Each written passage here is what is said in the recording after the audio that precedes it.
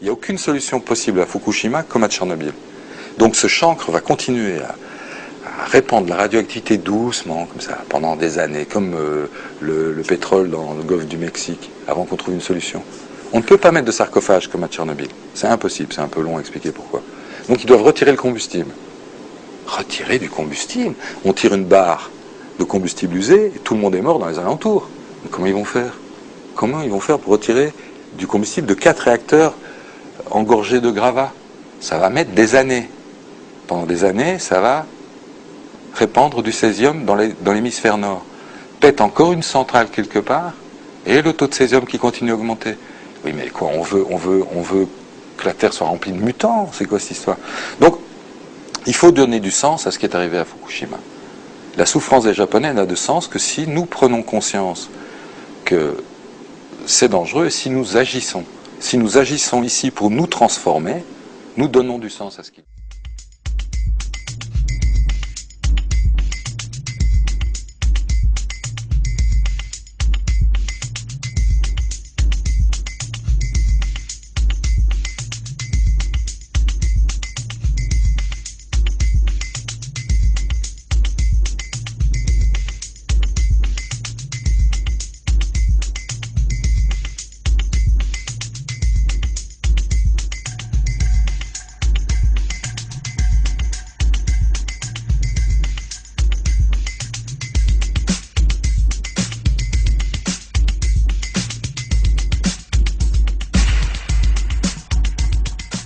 La France est une dictature, finalement. Il n'y a jamais eu de débat démocratique sur l'atome. Des gens se sont battus en Bretagne, se sont battus à Chaux, se sont battus à plein d'endroits pour dire non, nous ne voulons pas du nucléaire. Jamais l'État ne l'a écouté. Quand j'ai fait mes documentaires, j'ai été en France, pour le CRS, j'étais perpétuellement suivi par les renseignements généraux. J'avais vraiment le sentiment de travailler dans un pays dictatorial. J'ai fait mon film en Ukraine, j'ai pas eu le moindre problème.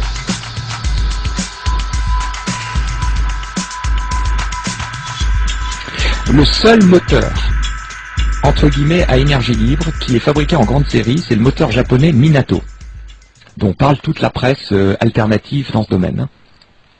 Le moteur Minato, c'est un moteur qui a été produit d'abord à plus de 10 000 exemplaires pour des applications industrielles, et qui maintenant a une commande de 140 000 exemplaires pour la plus grande chaîne de supermarchés japonaise, pour ses climatiseurs.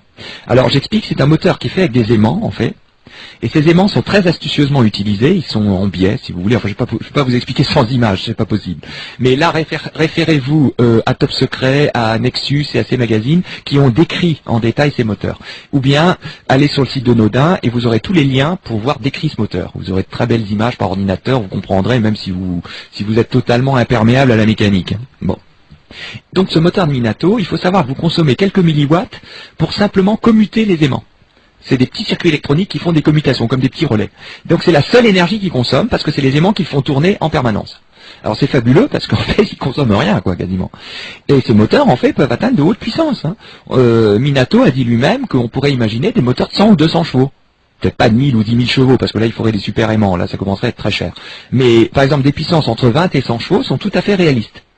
Pour le moment, ils font quelques chevaux parce que c'est pour des ventilateurs, des climatiseurs, vous voyez. Mais il a dit lui-même, il n'y a pas de problème. Il a, je crois, même fait des prototypes, déjà, dans plusieurs dizaines de chevaux, et qui vont tôt ou tard être produits. Alors la question est de savoir, vous savez peut-être tous maintenant, puisque ça a été souvent abordé sur l'antenne de Aérien, que tous les gens qui avaient fait des moteurs à énergie libre, il y en a eu pas mal, au mieux se voyaient bloqués, de façon un peu traître, vous voyez, c'est-à-dire du style non, ça nous intéresse pas, mais en fait il y avait eu une intervention dans les usines concernées qui disait au début c'est super votre moteur, et puis une semaine après non monsieur finalement ça nous intéresse pas, c'est parce qu'entre temps ils avaient reçu un coup de fil d'en haut qui leur disait les mecs si jamais vous le faites on casse votre usine, on la ferme. Et soit c'était carrément que les types étaient mis en tôle, on leur trouve toujours un dossier fiscal inventé ou n'importe quoi, soit quand ils peuvent plus, exemple Searle, qui a fait à la fois de l'énergie libre et de l'antigravité, il a fait les deux. Searle, c'est carrément des militaires qui arrivent chez lui et qui foutent le feu à sa maison. Et lui qui est mis en prison, vous voyez que ça peut aller très loin. Ça, c'est ce qu'on voyait depuis un siècle, enfin un peu moins, depuis les années 20, quoi. Depuis que des inventeurs voulaient produire en série des trucs à énergie libre. Et maintenant, je dirais que c'est toujours bloqué aux États-Unis, c'est toujours bloqué en Europe. Alors pourquoi ça se débloque au Japon? Parce que M. Minato n'a jamais eu de problème Les industriels japonais ont dit c'est très très intéressant votre truc, et on met les fonds. Et ils ont mis beaucoup d'argent dessus.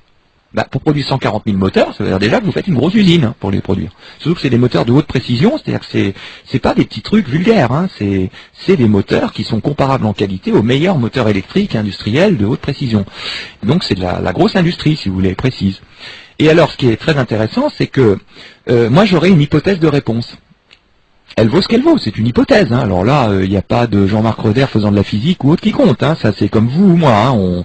On va faire une hypothèse. Hein. Elle est peut-être complètement débile, ou peut-être qu'elle est très juste. C'est que je remarque qu'il se trouve que dans le système bancaire mondial, le seul pays dont les banques ne sont pas dépendantes des 4 grandes banques qui contrôlent toutes les banques, c'est le Japon. Ça me paraît un indice et une piste intéressante, ça, non ? Ça veut dire que les banques japonaises, quand elles financent un industriel, n'ont pas de compte à rendre aux 4 banques qui contrôlent toutes les autres banques dans le monde. Ça pourrait être une piste, non? Elle n'est pas plus idiote qu'une autre.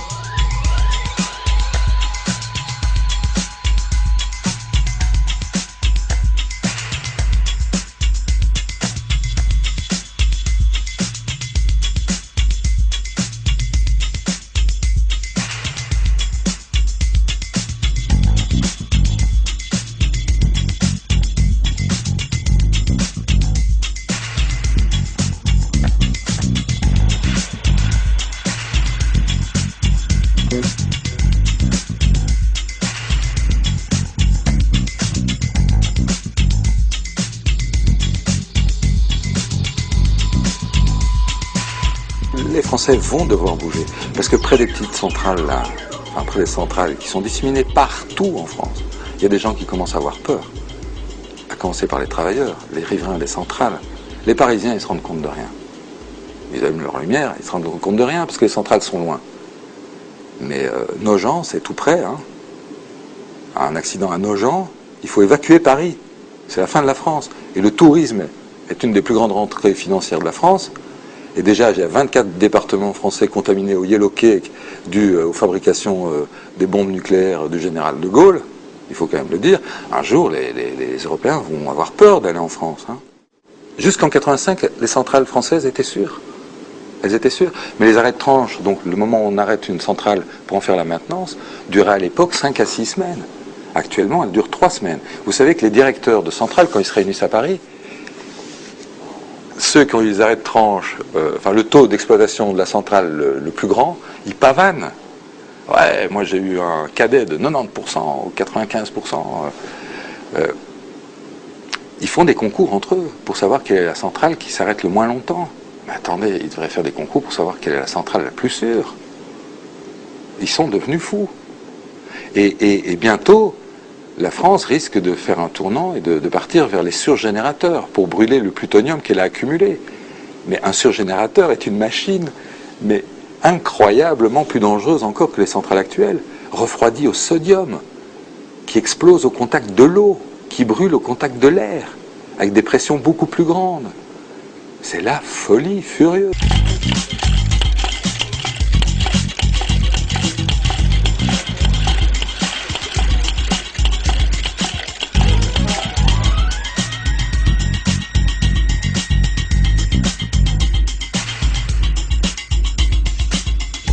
Voilà, nous sommes toujours au refuge de Sarenne à 2000 mètres d'altitude au cœur de l'Oisans et toujours en autonomie énergétique. C'est une vraie prouesse, on en est assez fiers, je dois vous le dire. Alors, avec moi toujours Fabrice Sandré. Fabrice, vous avez vraiment cette expertise au niveau donc de la gestion de l'énergie et cette expertise, eh bien, elle vous a permis de développer un moteur, de l'appliquer à la mécanique avec un moteur à dégravitation. Expliquez-nous un peu le principe. Voilà, alors c'est un moteur surnuméraire qui permet en fait d'amplifier un mouvement et de créer de l'énergie à partir d'une source entrante. En gros, on aura un moteur qui lui va consommer du courant, on n'est pas dans des mouvements perpétuels, on est dans un mouvement surnuméraire. Il y a une source à l'origine. Il y a une source, on consomme du courant et ensuite on produit en cascade par l'intermédiaire de 5, 10, 20 alternateurs un mouvement donc qui lui va produire du courant. D'un côté, on en consomme, de l'autre côté, on en produit. Le différentiel des deux fait qu'on a une énergie surnuméraire qui est particulièrement appréciable, puisque aujourd'hui, l'énergie, on ne sait pas la stocker, l'énergie électrique. Nous, on propose de l'amplifier. Alors Fabrice, ce n'est pas vous qui avez inventé ce moteur, c'est Léon Raoul Hatem. C'est un horloger de métier. Alors pour vous montrer comment fonctionne un système planétaire, ce n'est pas compliqué. Il suffit simplement de savoir que l'axe de rotation se trouve ici, mais l'axe polaire se trouve en biais sur l'axe de rotation. Ce qui fait que lorsque la Terre tourne, ou le Soleil tourne, il présente alternativement son pôle nord, son pôle sud, son pôle nord, son pôle sud, son pôle nord, et infiniment comme ça. Indéfiniment comme ça. Alors, donc, c'est une sorte de manivelle. Entre les pôles, il se produit rapprochement, éloignement, rapprochement, éloignement, rapprochement, éloignement, synchronisé. Et c'est ça qui produit l'énergie du Soleil, l'énergie du système planétaire, comme l'énergie d'un atome, ou comme l'énergie de ce que nous fabriquons avec les appareils. Parce que nous avons des mouvements d'approche et d'éloignement successifs. Approche, éloignement, approche, éloignement. Lorsque les pôles s'approchent mutuellement l'un de l'autre, ils s'accélèrent en tombant l'un vers l'autre, mais lorsqu'ils s'éloignent, ils se libèrent par dégravitation. Ils ne s'attirent plus. Ils s'attirent toujours, mais le freinage disparaît. C'est ça qui est formidable. Ils s'attirent avec violence ici, et ils ne s'attirent plus, ou simplement se dégravitent lorsqu'ils s'éloignent. Attraction, dégravitation, attraction, dégravitation. C'est ce qui se produit au mouvement de manivelle avec les polarités des pôles magnétiques, avec les polarités des planètes. Voyez-vous ? C'est pas compliqué. Le pôle nord tourne autour de l'axe, le pôle sud tourne également autour de l'axe, par mouvement de manivelle, d'une planète à l'autre. Ce sont des mouvements synchronisés. Mouvements synchronisés. On ne peut pas faire autrement. Lorsqu'on bouge un aimant, automatiquement, tous les autres aimants vont bouger en fonction du mouvement du premier aimant. Automatiquement. On ne peut pas empêcher cela. Alors, pourquoi ne pas admettre cette chose aussi simple, qui est tout à fait rudimentaire, et tout à fait élémentaire. Tout de suite, eh bien, un extrait d'un documentaire, un portrait de Léon Raoul à thème. Alors je fais tourner mes deux aimants. Le premier fait tourner le deuxième.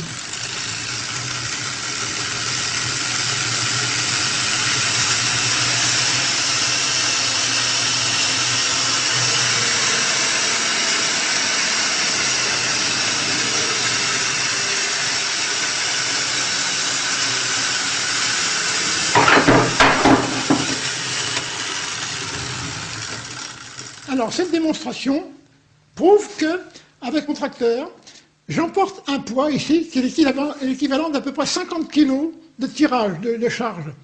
Ce qui est épouvantable, ce qui est absolument extraordinaire. J'ai un aimant ici qui tourne à une certaine vitesse.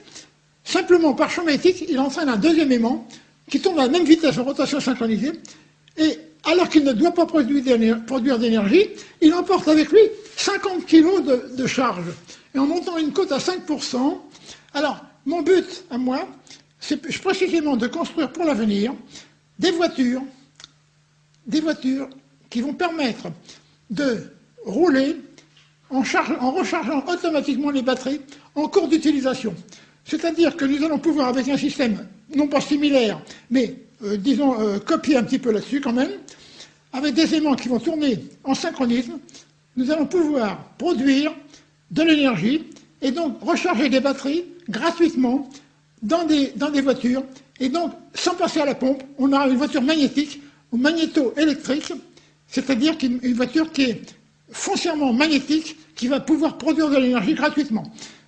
C'est pour l'avenir, on n'y est pas encore, mais dans les quelques années à venir, ça va être fait, à condition qu'on ne nous mette pas les bâtons dans les roues.